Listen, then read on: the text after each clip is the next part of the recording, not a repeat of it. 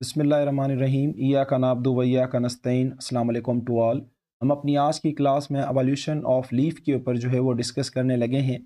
अच्छा, last time हमने जो है वो सब डिवीज़न लाइकोप्सिडा के ऊपर डिस्कस किया था। तो हमने कहा था कि वो पहली वेस्कुलर प्लांट की जो है वो क्लास है या सब डिवीज़न है, जिसके अंदर हमें ट्रू रूट्स देखने को मिली और जो है वो लीफ देखने को मिले। रूट्स के बारे में तो मैंने बताया था कि वो अलजी से जो हैं वो इवॉल्व हुए हैं, अलजी के जो एंसेस्टर्स थे वहाँ से जो हैं वो इवॉल्व हुए हैं।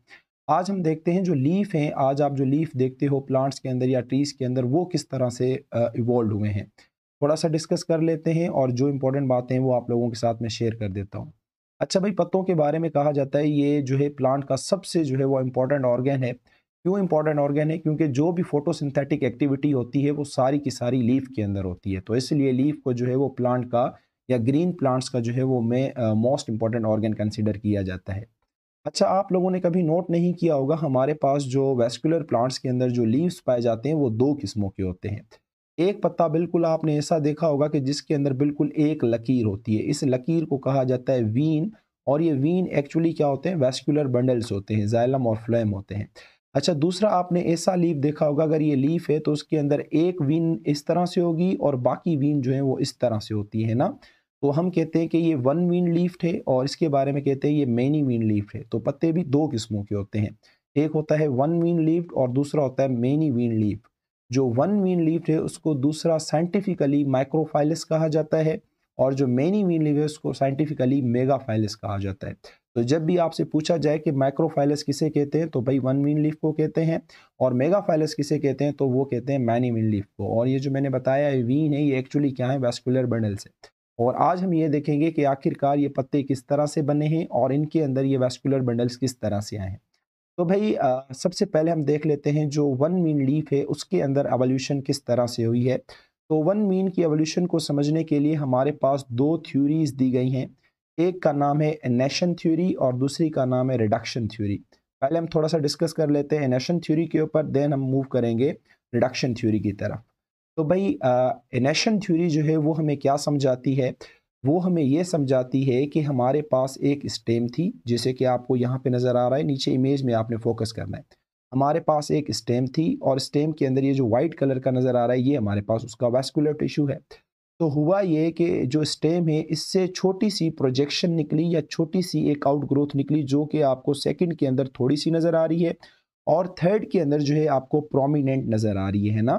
तो इस जो आउट ग्रोथ है इसको इन्होंने नाम दिया कि ये इनेशन है। इनेशन का मतलब होता है कोई भी चीज़ निकली हुई, एमर्ज्ड हुई हुई आउट ग्रोथ, तो इसको हमने इनेशन का नाम दिया। भाई ये हमारे पास एक स्टेम थी, उसके अंदर ये जो वाइट कलर का है ये वास्कुलर टिश्यू है।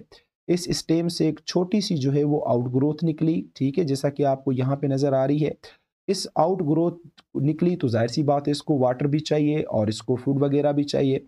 तो हुआ ये कि यहाँ से जो वैस्कुलर बंडल था वो भी इस आउट ग्रोथ की तरफ इमर्ज्ड हुआ, आउट ग्रोथ की तरफ निकला और इस तरह से जो है एक वन वीन लीफ इवॉल्व हुआ, जैसा कि आप बिल्कुल एंड में देख सकते हैं, लीफ विथ वन वीन यहाँ पे लिखा भी हुआ है, सही है।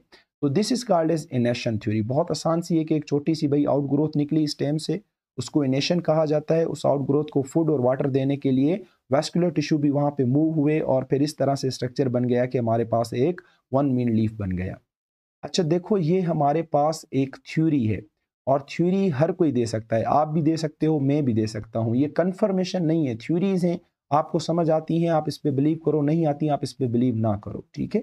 तो ये किसी की थ्योरी है, किसी ने दी है, वो हमें समझाना चाह रहा है। तो इसमें किसी से लड़ नहीं पड़ना कि नहीं ऐसे नहीं हुआ था, इस तरह से नहीं हुआ, नो। तो जस्ट थ्योरी है, आप इसको पढ़ो, पेपरों में नेशन थ्योरी आती है, लिख के अपनी भी जान छोड़ो, हमारी भी जान छोड़ो। ये कहता है इस थ्योरी के मुताबिक एक जो है वो थोर्न लाइक कांटे की तरह एक ग्रोथ निकली जिसे इनेशन कहा जाता है, एक नेक्ड स्टेम से, ये जो हमारी नेक्ड स्टेम है।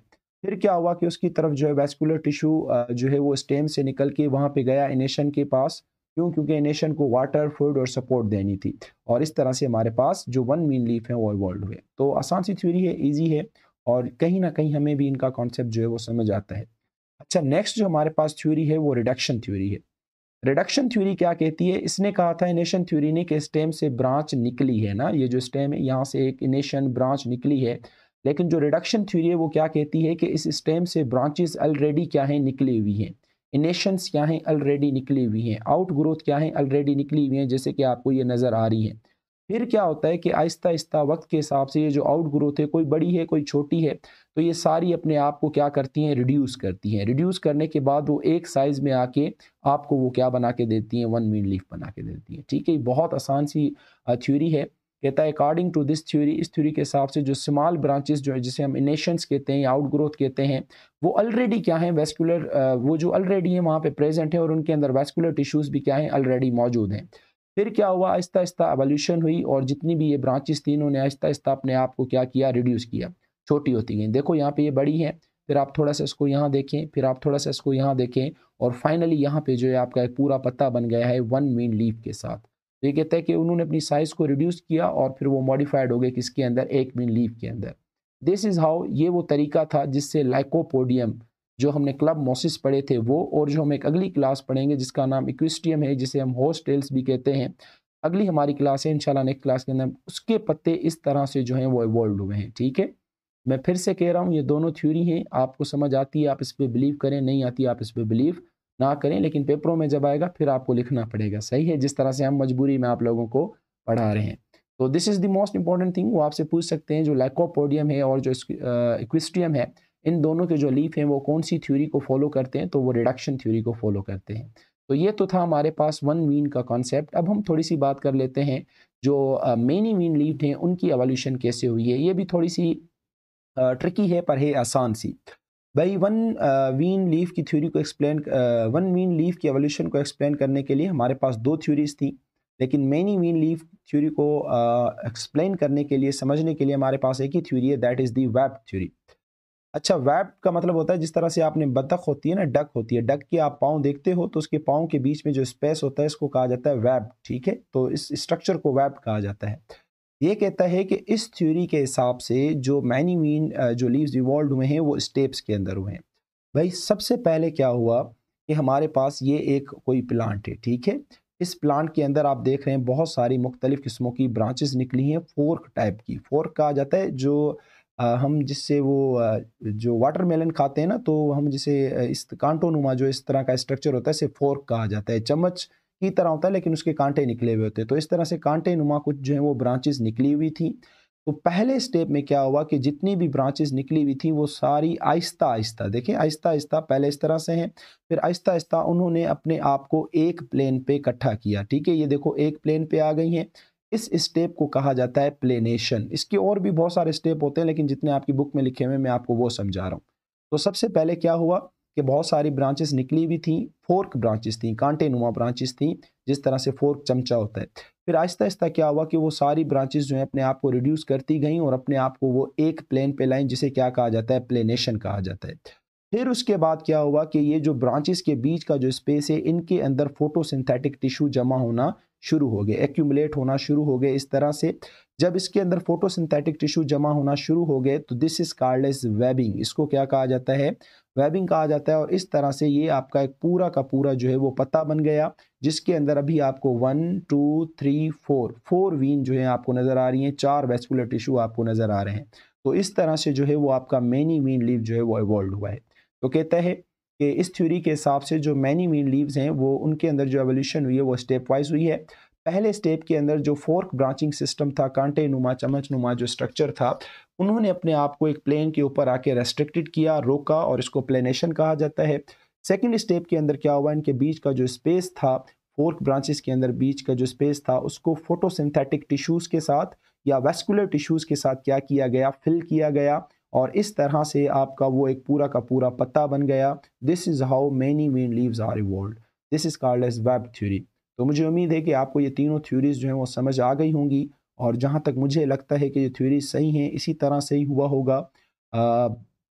बेटा देखो, किसी भी चीज़ के अंदर जब एवोल्यूशन आती है ना, चेंज आता है, तो वो उसकी नीड के हिसाब से आता है। इन्वायरमेंट के अंदर वो किस किस्म की स्ट्रगल कर रहा है, उस स्ट्रगल को ओवरकम करने के लिए वो अपने अंदर कुछ तब्दीलियाँ लाता है, उसे हम एवोल्यूशन का नाम देते हैं। ये इंटर का जो चैप्टर नंबर 10 है वो कंप्लीट एवोल्यूशन के ऊपर है। आप जब उसको पढ़ेंगे ना तो आपको ये सारी बातें जो हैं वो फिर रियल लगने लगेंगी कि हाँ, इनकी थ्योरी जो है वो कहीं ना कहीं रियलिटी की तरफ जा रही हैं। तो बहरहाल ये थ्योरी है, आपसे पूछा जाएगा वेब थ्योरी किसे कहते हैं, पेपरों में आप लिख के आ जाना। नेशन थ्योरी किसे कहते हैं, रिडक्शन थ्योरी किसे कहते हैं, तो you must know about that. या आपसे बोल सकते हैं कि एवोल्यूशन ऑफ लीफ के ऊपर एक छोटा सा नोट लिखो, तो आपने ये छाप देना है। मुझे उम्मीद है कि आप लोगों को ये सारा किस्सा समझ आ गया होगा। अगर आप भी अपनी कोई राय देना चाहते हैं या अपनी कोई थ्योरी बनाना चाहते हैं तो लाजमी कमेंट बॉक्स में आके आप मुझे बताएं। अपना बहुत सारा ख्याल रखिएगा। अल्लाह हाफिज़।